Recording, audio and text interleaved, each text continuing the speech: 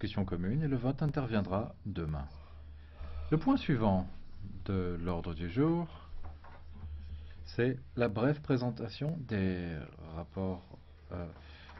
du rapport suivant, notamment celui de Madame Rosière, mesures légitimes visant à protéger les lanceurs d'alerte qui agissent au nom de l'intérêt public. Madame la rapporteure, vous avez la parole pour 4 minutes. S'il vous plaît. Merci, Monsieur le Président. Alors, quand on présente un travail comme celui-là, il est d'usage de remercier les collègues pour le travail accompli. Je le ferai bien volontiers, mais je voulais commencer par remercier d'autres personnes. Dire merci Antoine Deltour, merci Raphaël Allais, merci Irène Frachon, merci Denis Robert, merci tous ceux qui, un jour, font ce choix courageux qui est le choix de parler. Ça n'est jamais un choix facile, parce que pour les lanceurs d'alerte, c'est faire le choix de la vérité, faire le choix de l'éthique, faire le choix de l'intérêt général, et c'est très souvent un choix qui se fait à ses propres risques et périls. Je voulais aussi souligner que c'est la première fois que ce Parlement adopte un texte sur la protection des lanceurs d'alerte. C'est assez surprenant parce que d'autres institutions ont déjà adopté des résolutions sur ce sujet, particulièrement je pense au Conseil de l'Europe, qui a adopté une résolution en 2014 qui fixe des objectifs ambitieux et élevés, objectifs sur lesquels d'ailleurs nous nous sommes basés dans nos travaux. J'ai parlé d'Antoine Deltour, de Raphaël Allais, et je voulais aussi souligner que, par contre, ce Parlement a souvent appelé à la protection des lanceurs d'alerte et que ça a souvent été dans le cadre des résolutions qui ont suivi l'affaire LuxLeaks. Je pense au rapport des commissions spéciales taxe 1 et taxe 2. Alors oui, nous avons remercié Antoine Deltour, Raphaël Allais, nous avons même remercié Antoine Deltour avec le prix du citoyen européen. Nous avons pris des mesures pour lutter contre l'évasion fiscale grâce à lui, grâce à eux. Mais aujourd'hui, Antoine Deltour et Raphaël Allais ont été condamnés à de la prison avec sursis. Alors nous avançons, nous travaillons et nous améliorons le quotidien des citoyens européens dans la lutte contre l'évasion fiscale, mais eux sont toujours condamnés. Et donc, c'est particulièrement important aujourd'hui que ce Parlement appelle à adopter un instrument pour protéger les lanceurs d'alerte en Europe. Et dans ce texte, nous posons un cadre qui peut servir de base à une protection efficace.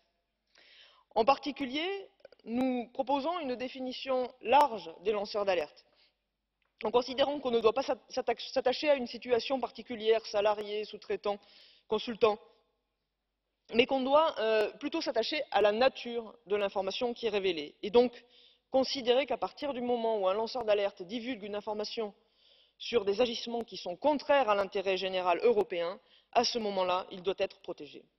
Justement, quelle protection pour les lanceurs d'alerte? Alors on sait que très souvent, quand on parle, on est soumis à énormément de pression, voire à des représailles.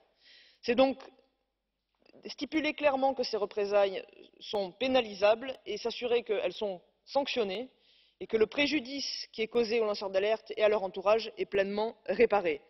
Nous souhaitons aussi que les lanceurs d'alerte puissent faire l'objet d'un soutien judiciaire, financier, lorsque c'est nécessaire. On voit que dans plusieurs cas, ce sont des conditions de vie extrêmement dégradées, un travail perdu, une maison vendue, des ressources réduites au minimum. Et donc, on doit pouvoir également apporter un soutien financier dans certains cas, mais également une aide psychologique, parce que c'est à chaque fois une épreuve de se confronter à des organisations qui, elles, ont énormément de moyens d'action, énormément de moyens de pression.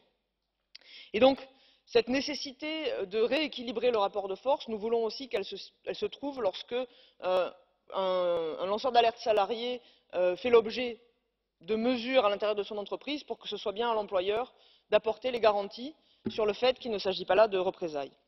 Et puis, nous faisons une proposition importante. Nous voulons que soient mises en place des autorités indépendantes pour accueillir, aider, conseiller les lanceurs d'alerte. On l'a dit, ils sont souvent en situation de fragilité, ils sont livrés à eux-mêmes face à des organisations puissantes. Et donc ce réseau d'autorités indépendantes, avec une autorité indépendante européenne qui pourrait assurer la coordination et assurer une voie de recours pour les lanceurs d'alerte, nous semble particulièrement importante.